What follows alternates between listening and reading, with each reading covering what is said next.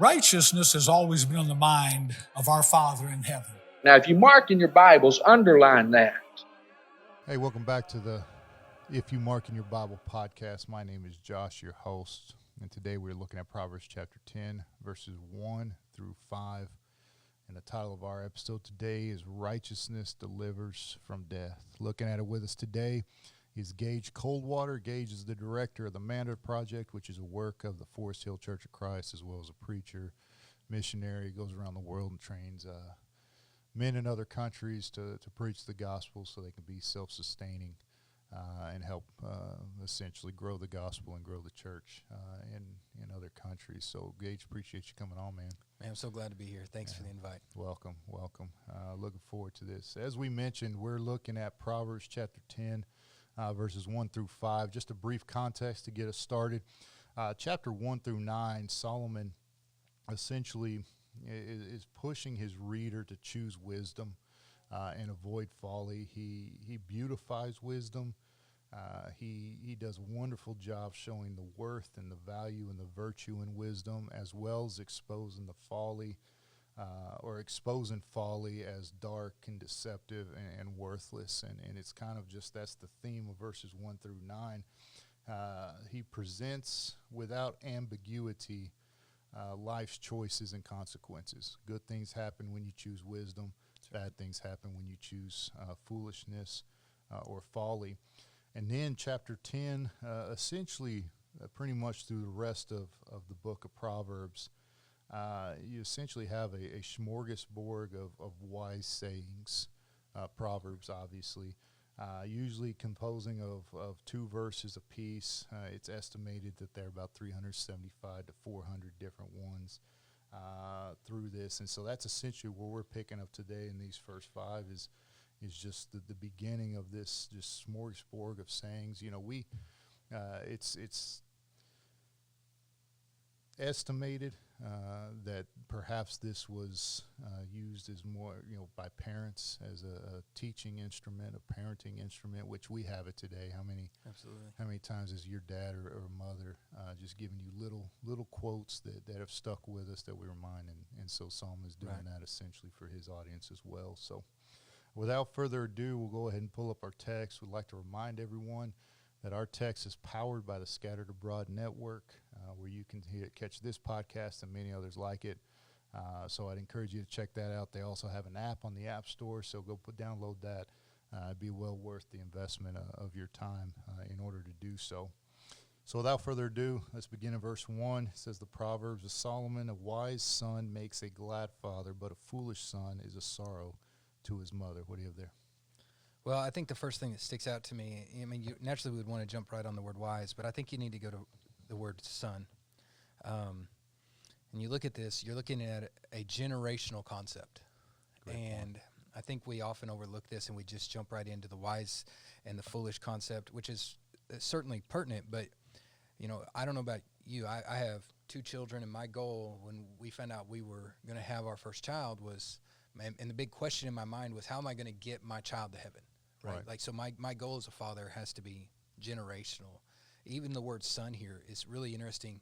In the Hebrew, it's if you put it in a pictograph form, it is a 3-foot wide section of goat hair that is sewn together, and it's put and sewn around the bottom of the Hebrew tent. And so that would be in their home, right? And every year, the Hebrew woman would take 3 foot out, and they would put it on the floor because it start to weather. And they would sew another 3 foot piece and put it on there. And the picture of that is this perpetual house. So it's never going to go bad because they're constantly adding a new piece and taking the old out. And you think about that generationally, isn't that what's happening? Like you have the old going out and new coming in. And so here's this wise son, this generational thing. I mean, I can't imagine. I've got a daughter that's old enough to have a daughter of her own now. What joy that would be for me to someday see my grandchildren obey the gospel. Right. I mean, I can see why I would say makes a glad father. This generational concept should be a big thing in our homes. And then why would a foolish son bring sorrow to his mother? I mean, this emotional response it should be that way if you're doing it right. Right. No, that's a great point. Tom Waycaster talked about generations, and I think his his grandchildren were fourth or fifth generation Christians, and I thought about that. I fortunately grew up in a Christian home. I'm, to the best of my knowledge, a third generation Christian, which I consider a great blessing. And kind of what you're talking about, that generational facet of it. But I had conversations with people about this, and they would tell me that I'm fortunate that, I grew up in that type of house, and I don't agree with them by any means. However, if you go through back, there was one point, one generation that had to deny falsity ideologies, maybe even deny their own families. Absolutely. To be that first generation. And so I guess and I'll tie it in here in just a minute. My encouragement that perhaps you are that first generation. I think you make a great point. Don't focus on what could have been. It's that generation that follows that you're influencing. I'm where I'm at today because somewhere in the past someone made that decision and gave me this luxury. And so I think that's one way to look at it. I say all that for this reason. I tied verse 12 of the previous chapter, chapter 9, verse 12, to this one where it says, if you are wise for yourself. If you scoff, you alone will bear it. And I put this comment, we make the choice alone, but we don't bear the consequences by ourselves. That's right. And that's the thought here, is that the wise son is bringing positive, he's making the choice his own, but he's bringing a positive consequence to his father, as well as the antithesis. The foolish son makes a choice on his own, right. And unfortunately the mother suffers. And I'm just going to real quick, I remember back when I don't know if it's social media, when you took a baby picture and then you reenacted it in modern day. I don't know if you remember that. Yeah. But if I remember a father kind of it was kind of cycling through the social media platforms, showed a picture of his daughter before she began to suffer with addiction, and then took a picture, the last picture he took with her, and he had this excerpt that essentially made the point about her choosing to get into drugs, forming this addiction, and then he made the point that he walked out one day, and he was either on the porch or in the yard. He found her essentially dead on it, and that's the perfect illustration. In this instance, the daughter chose to participate in this type of lifestyle on her own, but it was her father who was suffering at this particular moment, and I think that illustrates this. What else you have? Well, I mean, I can't think of a worse thing than to know my children are lost. Right. And I can't think of a greater thing than to know my children are saved. Absolutely. And so righteousness has to be a generational concept. God's way is always right? I mean, there's never a time when God's way hasn't been the most perfect way. And I think you see that throughout the whole text here. I mean, I can remember my grandmother, Coldwater. She died during COVID, and she was in a nursing home. I went to visit her in Beaver, Oklahoma, and we were sitting there talking. She was holding my hand, and she said the greatest treasure that she had was knowing that her grandson was carrying on, because I figured it up, I'm a 9th generation Christian. Wow. Was carrying on family heritage of being faithful. And you think of this, treasures gained, verse 2, by wickedness do not profit, but righteousness delivers from death. I mean, you could tie all that together and see how that all really is this beautiful picture of righteousness and how good it actually is. And what a beautiful thing it is. No, that's a great point. And this verse 1, tends to run through essentially at least these first 5. Absolutely. Underline, before we move on, underline foolish. The literal term there is stupid. But this isn't a lack of intelligence. This is intellectual laziness. Mm-hmm. In other words, it's not a lack of knowledge. It's having the knowledge, but not considering the consequences or not applying the knowledge the way that it should be. So a big difference here between this and just ignorance in general. The antithetical parallelisms that we're going to see real quick, and we're going to see it here as we go throughout, is to show the absolute nature of everything we say. And the point we want to draw, well, we'll get that in just a minute. But let's read verses 2 and 3. It says, treasures gained by wickedness do not profit, but righteousness delivers from death. The Lord does not let the righteous go hungry, but he thwarts the cravings of the wicked. What do you have there? Well, I think you're looking. You talk about the antithesis of it. You look. You can go back to verse 1 and keep going through here. Foolishness to sorrow, wisdom to gladness. Treasures of wickedness, no profit. Righteousness delivers from death. And you can draw a line to each of those. And there's consequences and repercussions for everything in life. Right. Right. Everything. I mean, it's even a scientific rule, right? So when you look at this, we can't think that our actions never are going to come out. Numbers 32, be sure your sin will find you out, but also your righteousness will find you out too. Great point. And we always point out the wickedness finds us out, but I think our righteousness, it heaps back upon us as well. And, he doesn't let us go. So you can look here, and I've got highlighted in my text all the places where God's grace is shown. I mean, you look at verse 1, you got this wise son making a glad father. I've got makes a glad father highlighted. Verse 2, you got delivers from death. You got verse 3, the Lord does not let the righteous go hungry. And, of course, you could tie Psalm 37:25 to that. You go to verse 4, he makes rich. Verse 5, he gathers in summer is a prudent son. Verse 6 is blessings. Verse 7, blessings. And so on and on it goes. I think sometimes we forget about the repercussions of righteousness. Right. Like we always talk about the repercussions of sin, consequences of sin, but That's I think righteousness has consequences as well that are beautiful. We would call them blessings. Right. But there's absolutely God's way is best and man's way is worst, and you have a choice to make every day.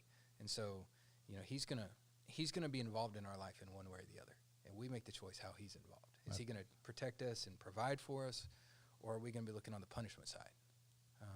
And I think really that's kind of what verse 3 is getting at. He's going to do his job, but if you go against him, he's going to be against you. He's going to thwart your way. No, that's a great point. And I like that you mentioned highlighting the benefits of righteousness as much as the punishment of wickedness. I think that's a lesson for our evangelistic efforts. Maybe sometimes we want to tell people what they're doing wrong. We have a tendency to do that. And I'm not saying there's, judging righteously and condemning based on God's word is necessary. We're commanded to do it, but I think there should always be that opportunity of something better. And I made this point in Bible class the other day, that if we're going to condemn somebody of what they're doing wrong, I think we fall short if we do not at least evangelize to them what they can do to make it right. That's right. I think we fall short as Christians if we're going to leave that portion out. So we get back to this antithesis parallelism that we talked about, and as I went through this, kind of thinking about it, it draws the absolutes by emphasizing what happens to both sides, rather than just saying, good happens to the righteous and leaving us through implication to understand bad happens to the wicked. It actually highlights that to draw the absolute nature of it. So, for example, here, treasures gained by wickedness do no profit, but righteousness delivers from death. The thought here is that righteousness, there's never an instance where being righteous doesn't have a profit. Right. And there's never an instance where wickedness has deliverance. And it goes throughout. The Lord does not let the righteous go hungry. So there's never an instance where the righteous is in poverty, true poverty. Yeah. And there's never an instance where the greedy or the one craving is sustained by God in the true sense of it, not the worldly perspective, but from the eyes of God. And so Solomon does a great job of pointing that out. Circle that word craving in verse 3. And it literally means soul of, and the literal Hebrew is throat or breath, whereas in craving literally means the desire to be beautiful. And I think those words are intentional by Solomon. What you have here is soul, appetite, throat, breath is what's needed for sustainment, whereas in craving is that desire for luxury or greed. And Solomon's pointing out here a wonderful lesson. God enables the pursuit of legitimate sustainment. And I think that's having food and raiment, let us therewith be content. The birds of the air, the lilies of the field, he takes care of us from that standpoint, but he thwarts the pursuit of the superficial. And I think that's something, in when you look at it from a sustainment standpoint, the spiritual is the ultimate sustainment. So anything that has that as its nucleus or as its main goal, there's no inhibitions by God. If that's our true desire, is to glorify God and serve Him, then there's not going to be any type of obstacle as far as now. He might guide us, He might put trials on us so we grow, but that's not going to be thwarted by God. He's going to work with us, and you made that point. He's going to be involved either way. Is He going to try and stop us, or is He going to help us push on? What else? Yeah. I mean, right above craving, I've written in the word my motivation, right? Mm-hmm. So what is my motivation for everything? Because you can achieve about anything if your motivation is there. That's a great point. And so if I want something bad enough, and I've got this whole passage circled, and then I've just got Psalm 1 written next to it. I mean, you think about Psalm 1, right? Blessed is the man that walketh not in the counsel of the ungodly, standeth in the way of sinners, sitteth in the seat of the scornful, but his delight, his motivation is in the law of the Lord, and in it doth he meditate both day and night. And he should be, now you get to where God's part is, right? Yeah. It's like our part is, desiring and being motivated to follow him. And then God says, here's the benefit, right? Here's the repercussion of this righteousness. I'm going to let you be like a tree that's planted by the river of water. Whatsoever it doth, it shall prosper. Its leaf's never going to wither. It's always going to bring forth fruit. And so you've got, and then, which I think ties into verse 4 now, because then you go to a slack hand, this laziness. His motivation's lazy, right? Yeah, you go into this big motivation sector, and the hand of the diligent, his motivation, he wants to work and be a servant and wants to do good things. Well, he's going to be prospered for that. So even verse 5, he who gathers in the summer is a prudent son. He who sleeps in the harvest is a son who brings shame. Again, motivation. Right. People that can't get out of bed to even go get their own harvest. I mean, it looks like it to me. He paints this picture where everything's ready. It's like it's almost as if God dumped him in the middle of the Walmart grocery section and said, just have what you want, but he's too lazy to get out of bed to go get it. Right. It's summertime, the harvest is there, and all he has to do is get out of bed to go get it, but he's too lazy to do that. Well, you're going to reap the natural consequence, hunger. Excellent point. One thing we want to point out, in particularly in this, and we'll see it when we read verse 4 and 5, is that Solomon, and you're looking, remember, you got to remember Ecclesiastes. This is written obviously before that, but Solomon's approaching this from the standpoint of how things will ultimately end, not how things currently are or are perceived to be at this particular moment. And I think you and I, and when I say you and I, just man in general would benefit from that understanding. We study Malachi, and Malachi, the whole purpose of that is Judah saw the wicked prospering. They saw the rebellious getting away with it, and what was their reaction? It wasn't wanting it. It was essentially, where's God? Mm-hmm. Why is he allowing this to happen?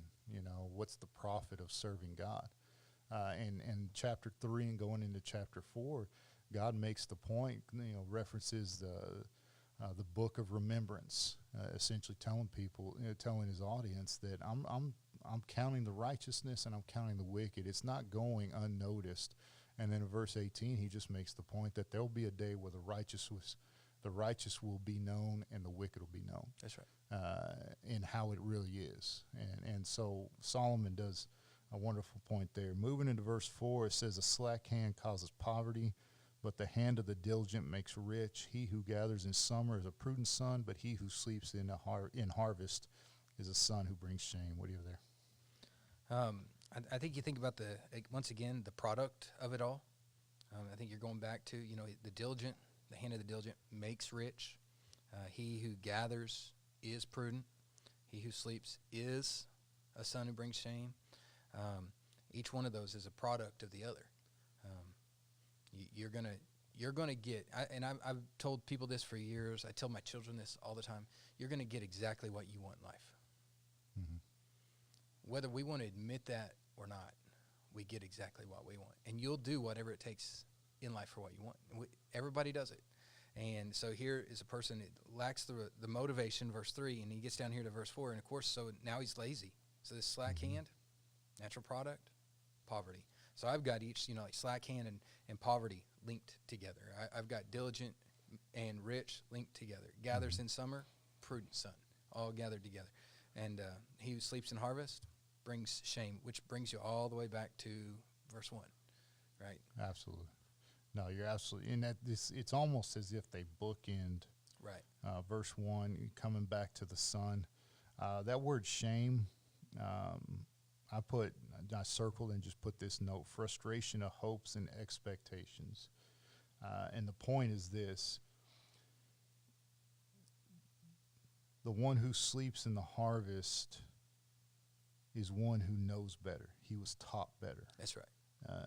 And again, this goes back to the thought of foolishness in verse 1 being stupid. It's not a lack of intelligence. It's essentially lazy intelligence. It's not taking the knowledge you know and putting it to good use. It's useless to know what you should do if you're not going to do it. That's right. It's a waste. Absolutely, and that's what it is here too. Solomon's removing all excuse.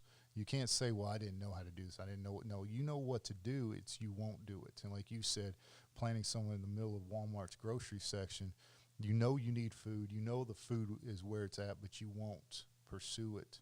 And it sounds foolish when we put it that way, but that's the point Solomon's making.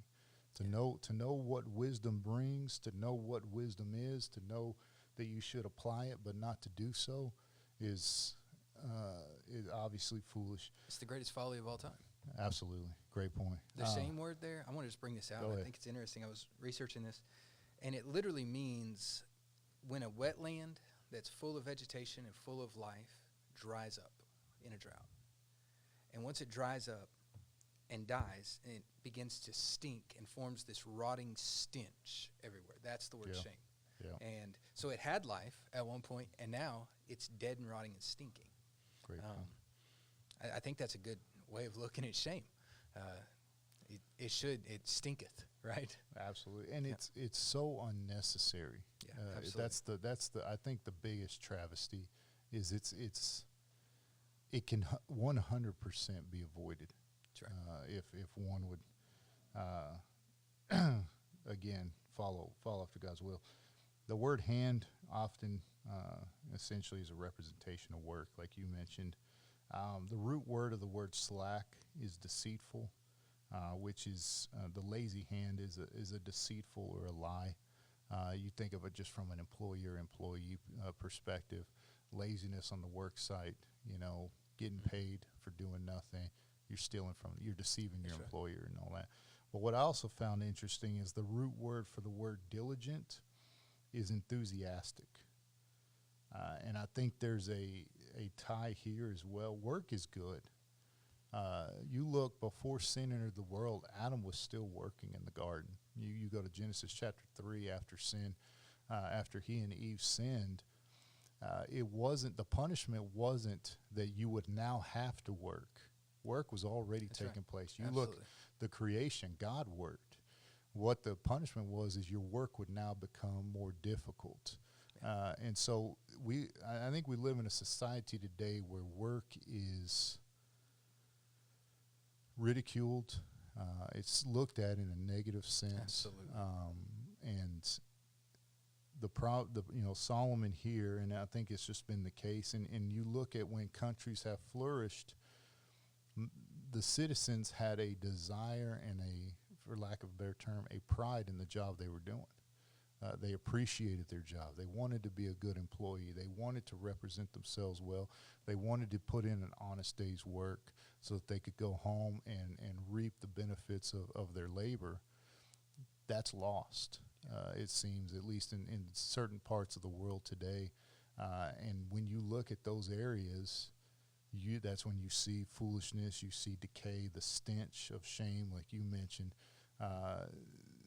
You look at land that's just allowed to go unworked. What happens is just it turns into chaos, like you mentioned. But the work keeps things in order. Do you have anything else? Well, I can't help but think about Nehemiah, right?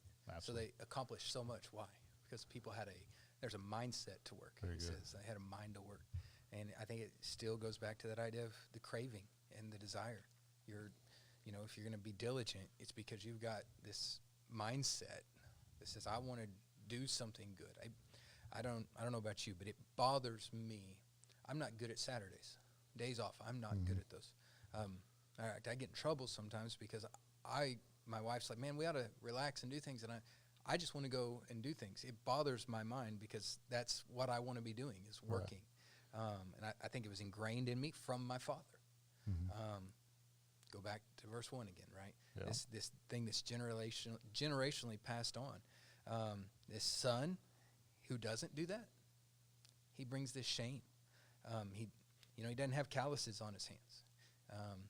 He's probably, entitled feeling, wanting, all these things could come to mind because that's kind of the product. And really you look at the progression of how that goes, right? I even heard a young man not long ago say, he wasn't going to get a job because he didn't want to be a work slave.